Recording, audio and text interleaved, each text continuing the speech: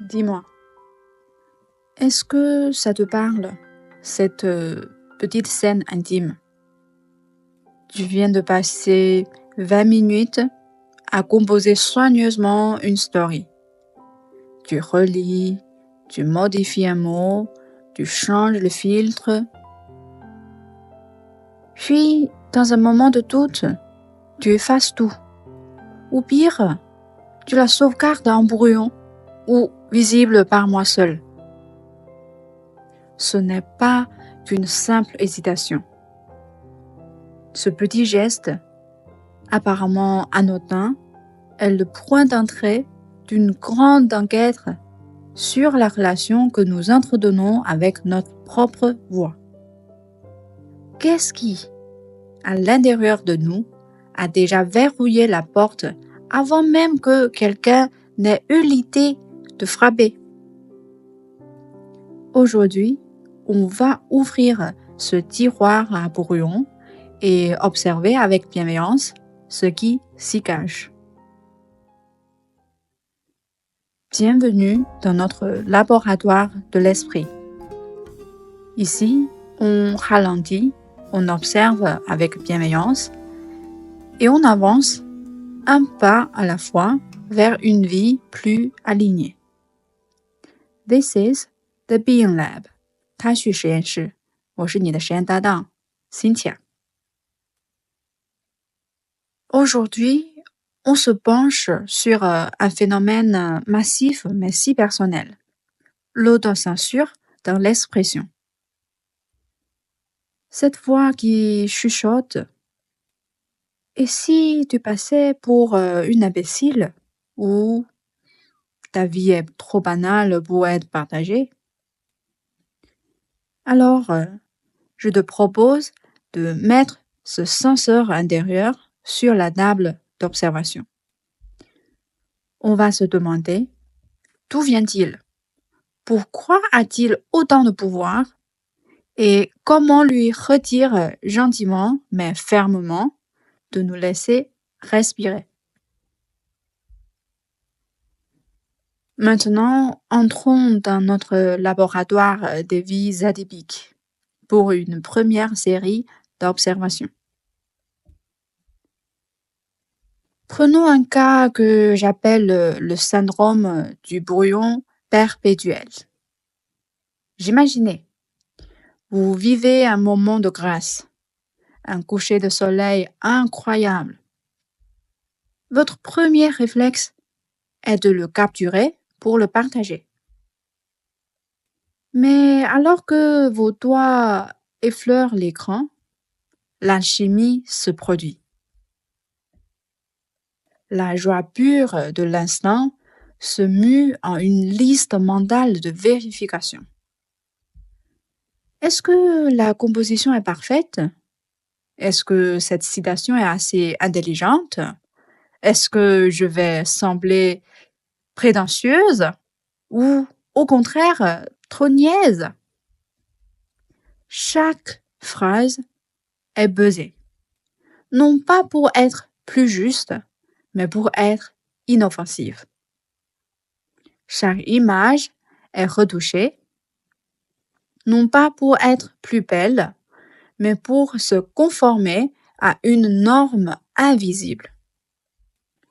Vous ne préparez plus un partage, vous préparez une défense préemptive contre des critiques qui n'existent pas encore. Le résultat, soit la publication est aseptisée, vidée de son âme, soit plus souvent, elle finit dans les limbes du brouillon. Et avec elle, un petit fragment de votre authenticité. Et si nous regardions cette collection de brouillons non pas comme un musée de nos échecs, mais comme les archives d'une conversation que nous n'avons jamais osé avoir. 我们精心编辑的究竟是内容，还是我们自己？ Passons de l'observation à l'analyse, avec l'équation cœur-raison. Alors, qui alimente ce juge intérieur? Décortiquons-le avec 3 équations. Équation 1, le poids du regard des autres. Robert Cialdini, dans son livre Influence, explique le principe de preuve sociale, social proof. Notre cerveau est câblé pour chercher l'approbation d'un groupe, car historiquement, l'exclusion était une condamnation à mort. Le problème, c'est qu'aujourd'hui, notre tribu n'est plus un village de 100 personnes. C'est un réseau mondial et abstrait. Notre mentalité de chasseur-cueilleur est submergée par les signaux de 1000 paires virtuelles.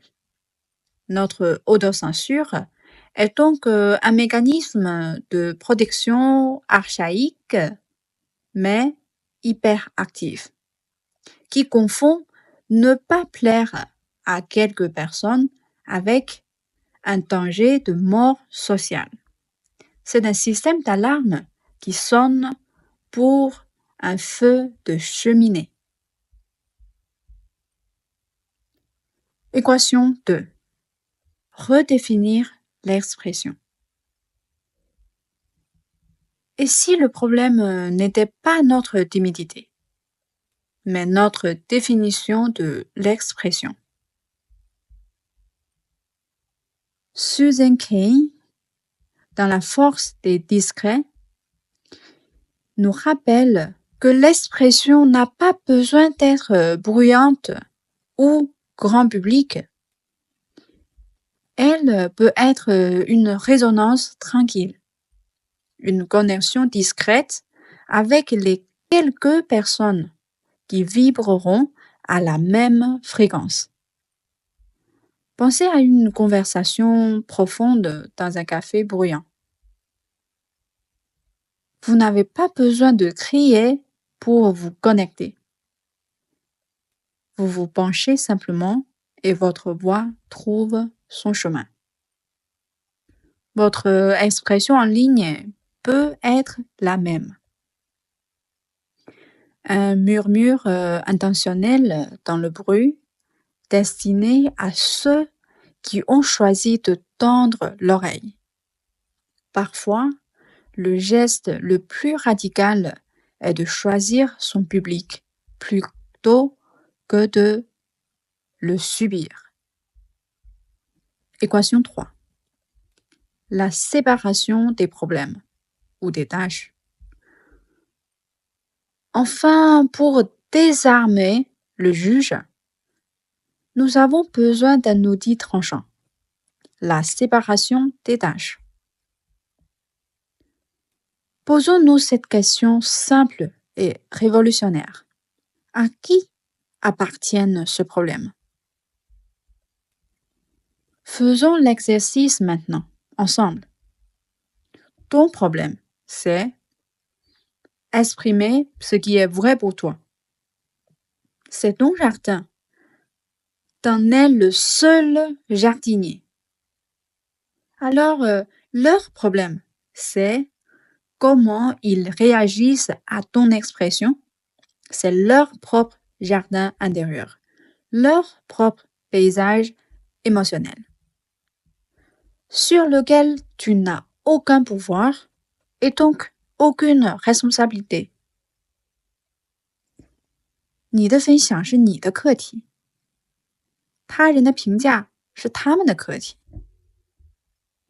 En reprenant la propriété de ton problème, tu retires au juge son droit de vote sur ta vie. Tu reprends les clés de ton propre jardin. Et pour élargir notre perspective, embarquons pour une fugue philosophique.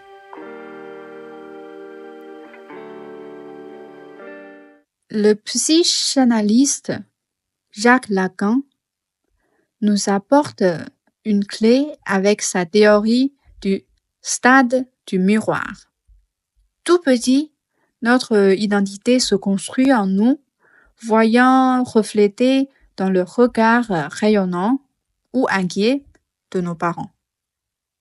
Nous intériorisons ce regard, ce qui appelle l'autre.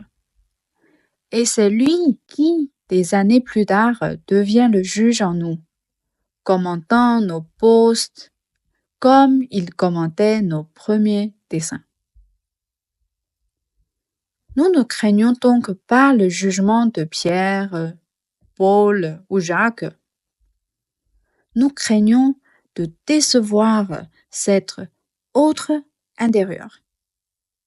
Ce fantôme composite fait de tous les regards qui ont compté. Publier, c'est se tenir, une fois de plus, devant ce miroir interne en se demandant: suis-je digne d'amour?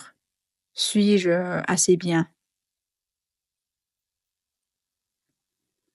Nous sommes nés dans le regard de l'autre, et c'est dans son regard que nous avons appris à nous voir. La maturité, alors, ne consiste pas à briser ce miroir, c'est impossible, mais à reconquérir progressivement la confirmation de notre valeur, à la déplacer du miroir de l'autre vers la source en nous. 他人是地狱，还是镜子？ Sommes-nous condamnés à être jugés, ou pouvons-nous choisir de ne voir dans le regard des autres qu'un simple miroir, et non une sentence? Un miroir peut montrer une imperfection, mais il ne peut pas vous condamner pour elle. C'est nous qui confondons le reflet avec la sentence. 你的真心是你唯一的领地。Et sur ce territoire, vous êtes souverain. Revenons à notre laboratoire. L'expérience d'aujourd'hui est claire. Le juge intérieur est une construction, un fantôme nourri par des biais psychologiques et des normes sociales. Alors, je te lance un défi. L'opération territoire. Étape 1, identification, comme toujours. Cette semaine, choisis un seul brouillon. Ça peut être une pensée ou une photo. Choisis ce brouillon que tu as gardé pour toi par peur du jugement. Puis, étape 2, micro-publication. Prends une décision consciente. Soit tu le publies tel quel, sans retouche excessive. Soit tu le partages avec une seule personne de confiance. L'objectif est de faire un acte souverain sur ton petit territoire d'expression. Puis, comme toujours, étape 3, observation. Après ton acte, respire, observe. Le ciel nous est-il tombé sur la tête? Cet exercice vise à fournir une preuve concrète à ton système nerveux que l'expression authentique est sûre. Puis, partage ton expérience avec le hashtag TBL Territoire. Célébrons ensemble le courage des petites voix.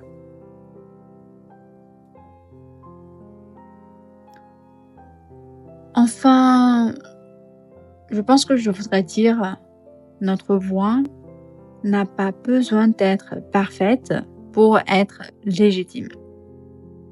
Elle a juste besoin d'être. Merci d'avoir avancé d'un pas avec moi aujourd'hui. Je suis Cynthia. Et je te dis à très bientôt dans The Being Lab. 下次实验再见。